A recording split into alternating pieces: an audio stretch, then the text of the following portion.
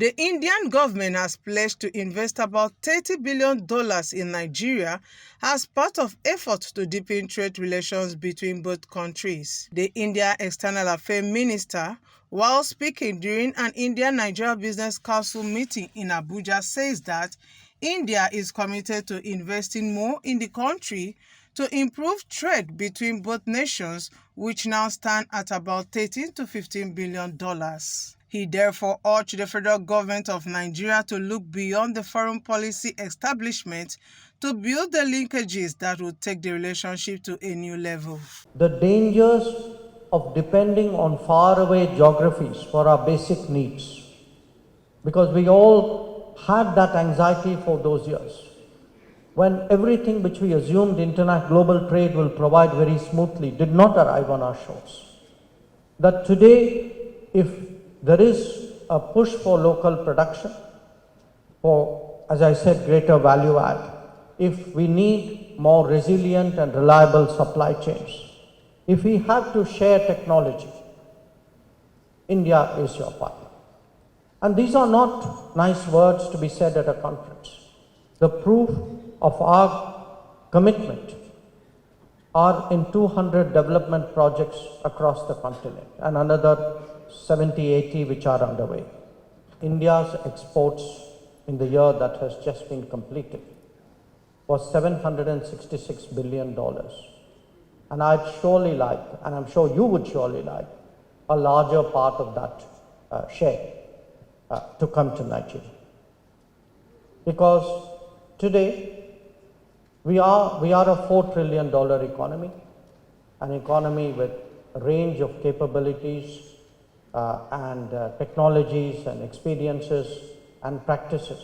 India has done so well in agriculture, and this is one area that Nigeria can do well. And I want to pick again one aspect of agriculture that India has made a very, very aggressive change. India is the largest consumer of sugar. 7 years ago or so, India was the second largest producer of sugar with roughly about 24 million metric tons per annum. Brazil was number one with 37 million metric tons per annum. In a period of 3 years, Brazil did not produce less, but India became number one, which means India actually now produces more than 37 million metric tons per annum. The issue that has been hampering the investors coming in is the confidence. But now that the president and this administration is now removing those bottlenecks and they are creating investor confidence, and they now believe that Indians believing that because of our relationship, the culture between Nigeria and India seems to be alike, and then the confidence that the government has created will now encourage Indians, especially to come into Nigeria and continue to do the investment that will create more jobs and ease the problems in this country. NIPC will create more jobs. NIPC will make sure that the youths of this country that are already interested in IT and related projects, rather than wasting away here, will work with their Indian counterparts to bring in knowledge and experience, and using the technologies and the equipment that already exist in India. India is already recorded, first to be recorded in this sector in the world. So I think that is a very, very important area that we are looking into.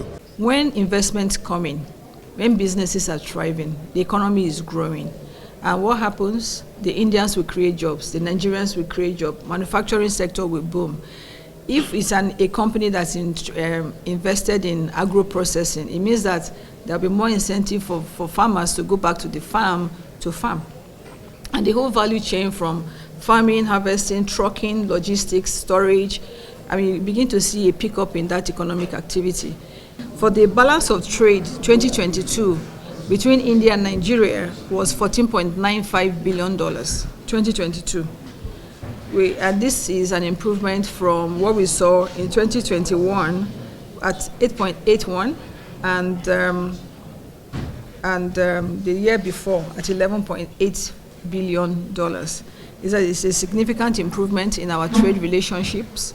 It's also very important to note that the NACIMA has signed an MOU with the NIBC to further deepen trade and investment opportunities between the two.